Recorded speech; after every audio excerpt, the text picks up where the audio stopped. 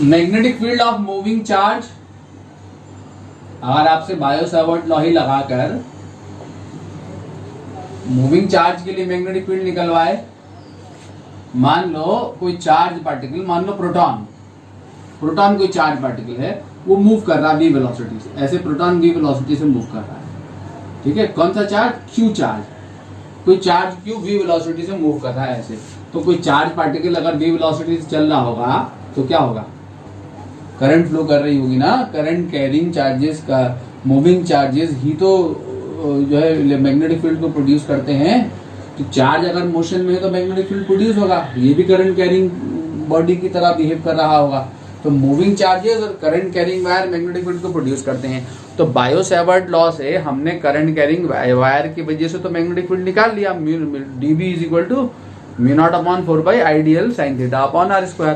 अगर कोई charge move कर रहा है ऐसे इंडिपेंडेंटली v वेलोसिटी से, और इससे हमने निकालनी है फील्ड, मान लो r डिस्टेंस पे, इस इंस्टेंट पे जब ये यहाँ है तो मैंने ये थीटा एंगल है, r डिस्टेंस पे फील्ड निकालनी है पॉइंट P पे। तो क्या करेंगे? तो जो आपका आईडीएल है, बायो सावर्ट लॉ में जो आईडीएल है, ये क्या हो जाएगा जरा देखें तो, आईडीएल जो है आपका वो हो जाएगा क्यू डीवी के बराबर, क्यू वी के बराबर। आईडीएल को आपने क्यूवी से रिप्लेस कर देना है बस, मैग्नेटिक फील्ड निकालने के लिए मूविंग चार्ज में। कैसे कर देना जरा देखें जरा ध्यान से, कि आईडीएल में आप आई को क्या लिख सकते हैं? Charge upon time, rate of flow of charge ही तो करंट होती है। अगर चार्ज क्यू dt समय में dl दूरी चला, चार्ज क्यू dt समय में dl दूरी चला, तो dl डिस्टेंस जितना वो चला अपॉन टाइम तो वेलोसिटी ना हो गई, q अपॉन टाइम करंट हो गई। तो इसको मैंने q अपॉन टाइम रख दिया, तो dl डिस्टेंस अपॉन टाइम क्या हो गया? वेलोसिटी हो गई। तो आपने बायो सावर्ट लॉ में न्यूमेरिकल करने के लिए, न्यूमेरिकल के लिए पूछेगा है, न्यूमेरिकल करने के लिए अगर कोई चार्ज पार्टिकल v वेलोसिटी से मूव कर रहा होगा, प्रोटॉन इत्यादि, तो प्रोटॉन का चार्ज ले लेना यहाँ पर, उसकी वेलोसिटी दी भी होगी आपको यहाँ, ठीक है। तो आईडीएल की जगह आप क्यूवी ले लोगे न्यूमेरिकल हेतु, तो आपका जो डीबी है वो क्या हो जाएगा? Biot Savart law μ0/4π IDL sine theta. तो आईडीएल की जगह क्यूवी साइन थीटा। जनरली ये थीटा आपको 90 डिग्री दिया हुआ था न्यूमेरिकल्स में, अपॉन r²,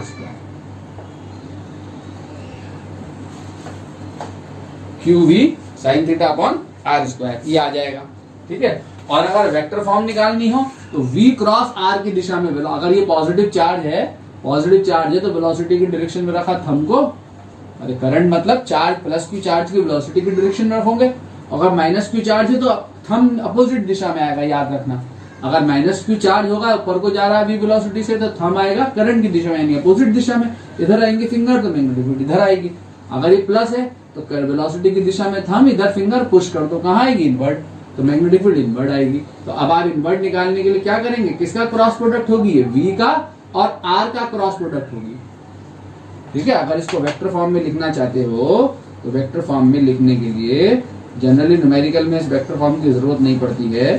तो q into v cross r, और जब हमने v क्रॉस r कर दिया तो v into r into sine theta, v into q v R, अब A cross B, A B sine theta होता है ना, जब थीटा बी और आर के बीच का एंगल अगर है तो q into v into r sine theta. तो ऊपर एक आर एक्स्ट्रा चला आया तो नीचे आर क्यूब डाल दोगे, ठीक है। ये आपकी वेक्टर फॉर्म होगी। जनरली आपको इसकी जरूरत पड़ेगी डीबी की, dB is equal to μ0/4π q v sine theta upon r²। जब न्यूमेरिकल लगा रहे होंगे, अब न्यूमेरिकल पोस्ट करूंगा तो आपको ये सब क्वेश्चन मिल रहे होंगे, ठीक है। आगे बढ़ते हैं application of bio Savart law.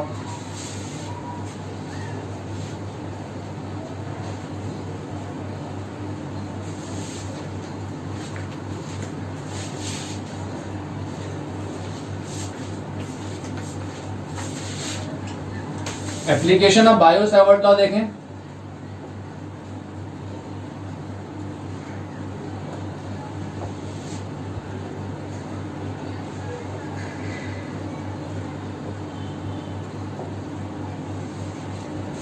सबसे पहला है magnetic field surrounding a straight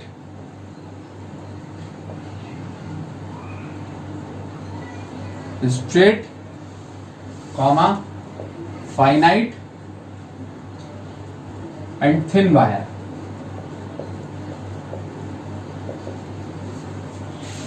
magnetic field निकालनी है हमने स्ट्रेट वायर के सराउंडिंग में, फाइनाइट साइज का वायर है और थिन वायर है, इसके सराउंडिंग में मैग्नेटिक फील्ड का कैलकुलेशन करना है।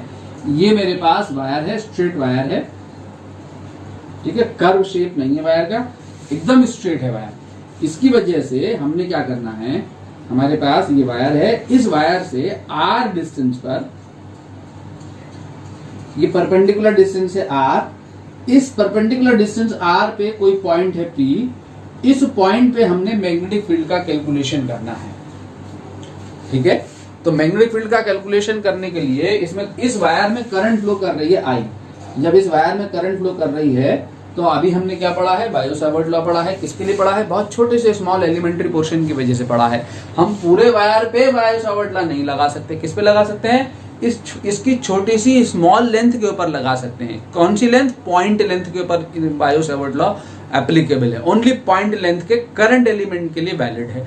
तो मैंने क्या करना है, इस पूरे वायर की वजह से अगर इस पॉइंट पे मैग्नेटिक फील्ड का कैलकुलेशन करना है तो मुझे क्या करना पड़ेगा, इस पूरे वायर को छोटे छोटे पॉइंट्स में ब्रेक करना पड़ेगा, ठीक है, छोटे छोटे पॉइंट्स में ब्रेक करना पड़ेगा, यहां से लेके यहां तक। अगर ये XY वायर है तो इस पूरे XY वायर को ब्रेक करना पड़ेगा छोटे छोटे पॉइंट्स में, ठीक है। हर एक पॉइंट के ऊपर बायो-सावर्ट लॉ लगाऊंगा, हर एक पॉइंट एलिमेंट की वजह से, पॉइंट करंट एलिमेंट की वजह से पॉइंट P पे मैग्नेटिक फील्ड निकालूंगा, और चूंकि मैग्नेटिक फील्ड वेक्टर क्वांटिटी है, उस सारे मैग्नेटिक फील्ड के सारे पॉइंट्स एलिमेंट्स के मैग्नेटिक फील्ड का वेक्टर सम कर दूंगा, ठीक है बच्चों। तो मुझे करने के लिए क्या करना है, सबसे पहले मैंने क्या करा, एक छोटा सा पॉइंट एलिमेंट कंसिडर कर लिया। Consider N infinitely small current element AB। मैंने ये AB एलिमेंट कंसिडर कर लिया करंट की दिशा में, कितना, IDL या IDY ले लिया मैंने, मान लो IDY एक एलिमेंट ले लिया मैंने, IDY, ठीक है। ये एलिमेंट के ऊपर अपन बायो-सावर्ट लॉ लगा सकता हूं, ठीक। कहां से लिया एलिमेंट, यहां से कितने डिस्टेंस पे, ये वायर का पॉइंट O है, इस डिस्टेंस से कितने डिस्टेंस पे, Y डिस्टेंस पे मैंने IDY लंबाई का एक छोटा सा एलिमेंट्री पोर्शन कंसिडर कर लिया, where this dy is approaching to 0 such that B और A पॉइंट दोनों एक ही जगह पे हैं, ठीक है। जितनी दूरी O से A तक है y, तो O से B तक भी ऑलमोस्ट y ही है, क्लियर बच्चों, because this AB is the point element consider कर लिया। तो मुझे इस एलिमेंट की वजह से इस पॉइंट पे फील्ड निकालने के लिए ये वाली डिस्टेंस चाहिए होगी, ये डिस्टेंस चाहिए होगी, ठीक है। तो ये डिस्टेंस कितनी है, ये y है, ये r है, तो पाइथागोरस लगा दूं, r ना लेके इसे d ले लेता हूं, ठीक है, कन्वीनियंट के लिए d ले लेता हूं, क्योंकि r मेरी ये दूरी हो गई। तो मैं r इज इक्वल टू जो है वो कितना हो जाएगा मेरा, r इज इक्वल टू हो जाएगा अंडर रूट, देखें पाइथागोरस लगाऊंगा तो कितना हो जाएगा, d square plus y square, r is equal to हो जाएगा under root d square plus y square. अगर आपको दिख रहा हो, ये छोटा छोटा लिखा है मैंने, r is equal to under root d square plus y square, ये आ गया, ठीक है, क्लियर हो गया बच्चों, ठीक। तो मैग्नेटिक फील्ड एट P, तो मैं निकाल रहा हूं, कंसिडर लिख लेना आप, magnetic field at P due to, magnetic field at P due to current element AB, जो हमने कंसिडर करा है AB करंट एलिमेंट, इसकी वजह से जो मैग्नेटिक फील्ड है वो कितनी है, dB is equal to mu not upon 4 pi IDL, element क्या लिया है मैंने, IDY, DL की जगह DY लिया है, साइन थीटा, जहां थीटा किसके बीच का एंगल है, एलिमेंट और पॉइंट को ज्वाइन करने वाली, एलिमेंट और इस पॉइंट को ज्वाइन करने वाली लाइन और एलिमेंट के बीच का एंगल है, ये है थीटा, ये एंगल थीटा है, ठीक है। Ideal sine theta upon r square, r कितना है, under root d square plus y square, ये r है, under root d square plus y square r square का होल स्क्वायर। ठीक है, कहाँ है फील्ड? फील्ड कहाँ है ये दिखाना है। एलिमेंट की दिशा में रखा थंब को, करंट के एलिमेंट की दिशा में रखा थंब को, इधर रखा फिंगर्स को, पाम को पुश कर दिया। पाम को पुश करोगे या डीएल क्रॉस आर कैप कर दिया। Dl I d y cross r cap inward. Palm को पुश कर दो या इनवर्ड, तो गोले के अंदर लगा दिया क्रॉस। ठीक है, यहाँ पे गोले के अंदर लगा दो क्रॉस। गोले के अंदर क्रॉस लगाने का मतलब हो जाएगा perpendicular to the plane of the paper and in inward direction, या वर्ड्स में लिख दो। ठीक है, तो डीबी जो आ गई हमारी वो कितनी आ गई? Mu not upon 4 pi I d y sine theta upon d square plus y square. ये हमारी फील्ड आ गई। ठीक है, मैंने क्या करना है, ये मैंने फील्ड निकालनी है सिर्फ इस छोटे से एलिमेंट ए बी की वजह से, मैंने पूरे वायर की वजह से निकालनी है।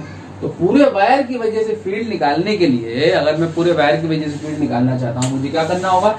हर एक छोटे छोटे एलिमेंट में ब्रेक करना होगा, हर एक की वजह से फील्ड निकाल के सबका वेक्टर सम करना होगा। ठीक है, तो वेक्टर सम कैसे करूंगा जरा देखें ध्यान से। अगर सारे वेक्टर्स एक ही दिशा में हो, इस एक ही डायरेक्शन में सारे वेक्टर्स हैं, ये 2 न्यूटन का फोर्स है, 3 न्यूटन का फोर्स, 4 न्यूटन का फोर्स, 5 न्यूटन का फोर्स, ये सारे एक ही डायरेक्शन में एक्ट कर रहे हैं। इन सारे वेक्टर्स को ऐड करोगे तो क्या होगा? 2 + 3 + 4 + 5 + 6 + 7। सिंपल एडिशन हो जाता है 0 डिग्री के एंगल के लिए। ठीक है, अगर कोई अगर एंगल है उनके बीच में, तब तब हमें क्या करना होता है? Parallelogram law of vector addition या polygon law of vector addition लगाना होता है। ठीक है, यहाँ पे सिंपली ऐड कर सकते हैं अगर एक ही डायरेक्शन में सारे वेक्टर्स हैं। ठीक, अगर मैं यहां से लेके यहां तक इंटायर एलिमेंट्स को कंसिडर कर लूं, इंटायर वायर के हर एक एलिमेंट को कंसिडर कर लूं, तो हर एक एलिमेंट की वजह से जो पॉइंट पे जो फील्ड आएगी वो एक ही डायरेक्शन में आएगी मेरे बच्चों। कहाँ आएगी? Perpendicular to the plane of the board and in inward direction.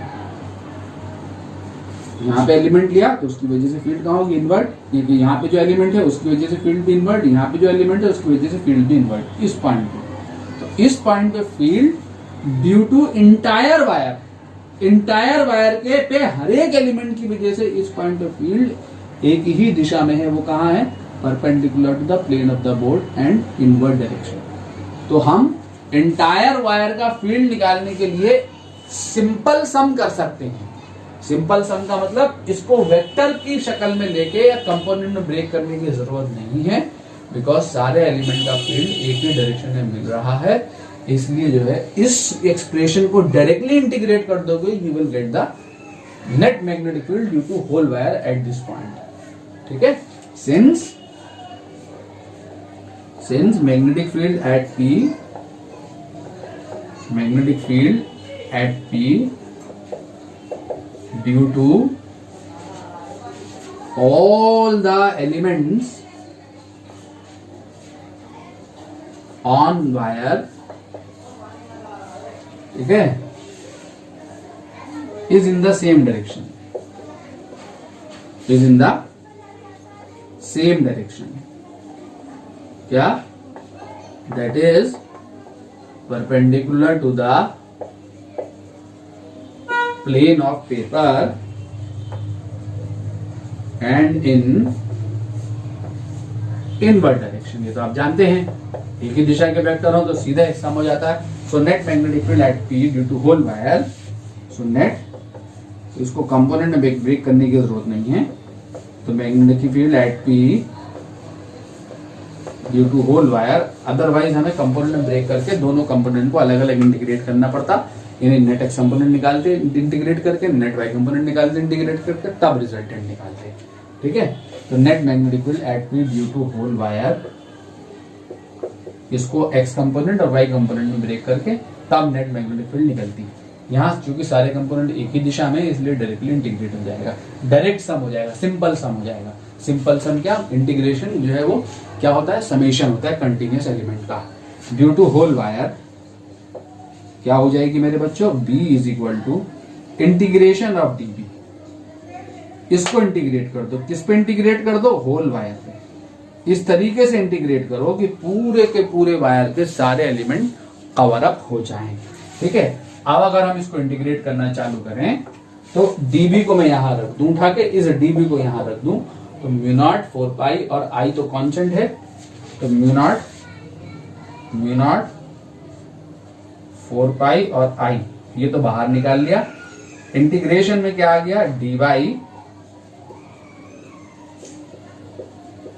Sign theta upon t square plus y square.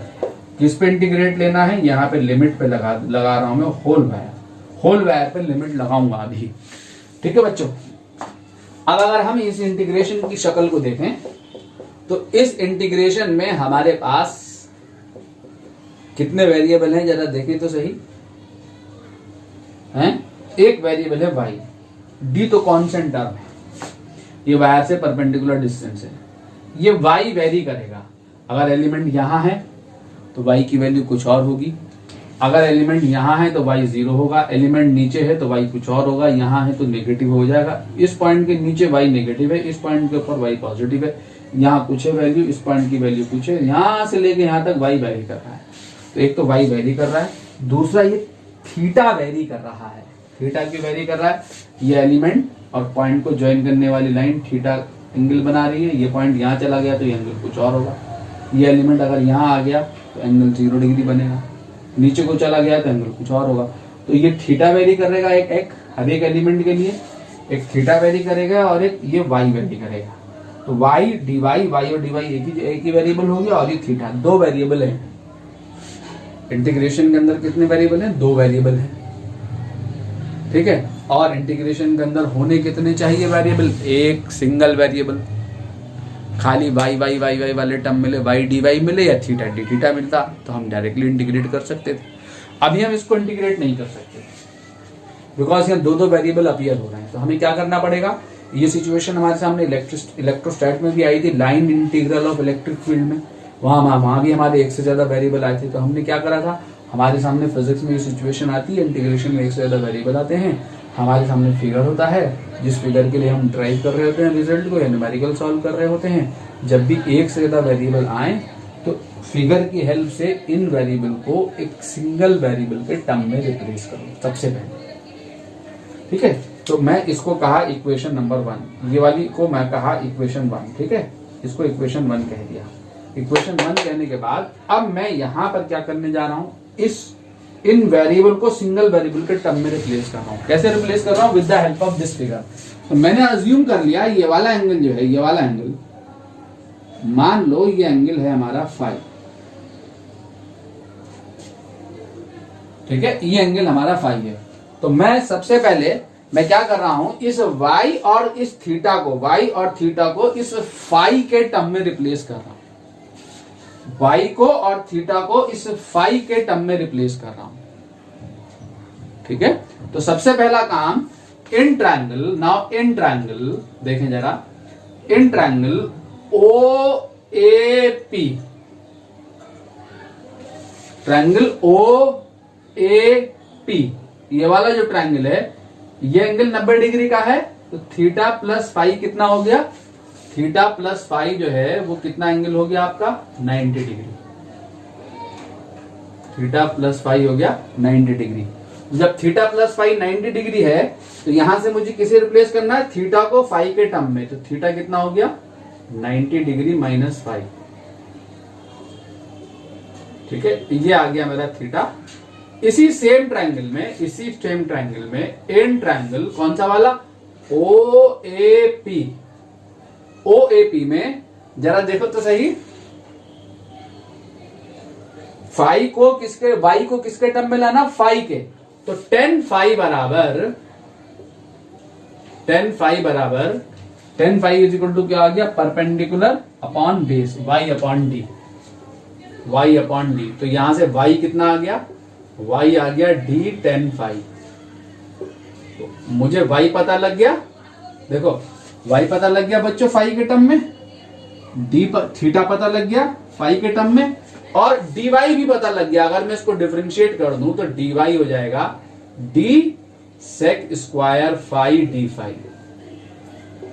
मुझे ये भी पता लग गया, dy भी पता लग गया।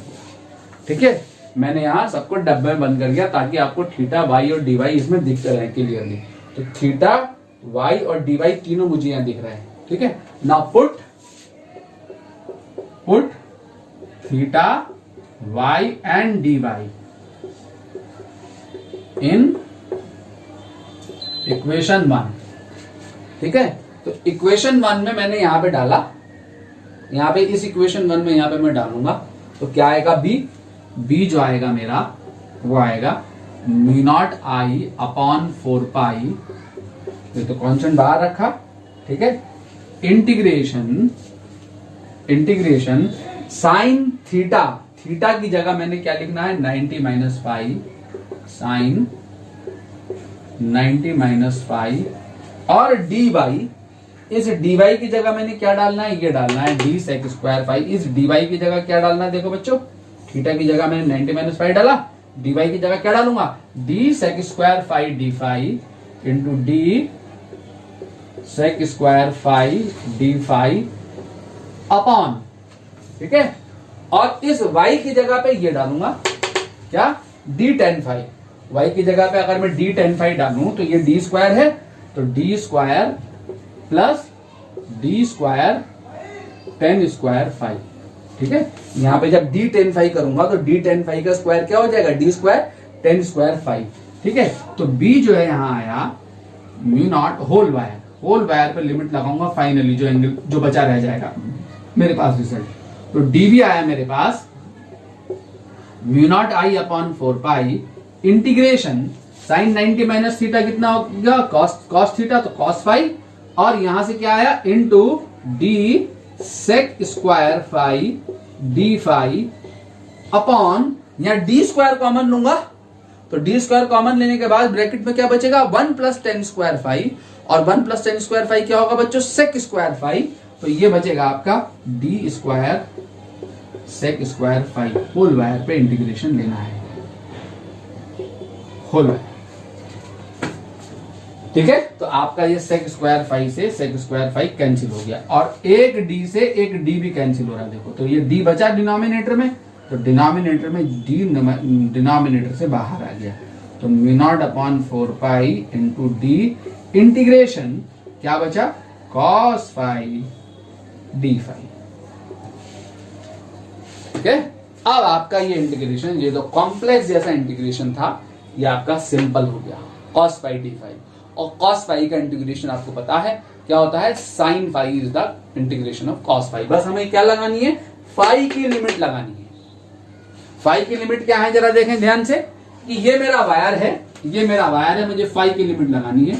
ये वायर है एक्स वाई, ठीक है। वायर का ये वाला एंड जो एंगल बना रहा है, ये वाले एंड के लिए मैं इन दोनों एंड को पॉइंट पी से मिला दूं, इन दोनों एंड को इस पॉइंट से मिलाया मैंने, ये मिला दिया, ठीक है। जब ये मिलाया तो हमारे पास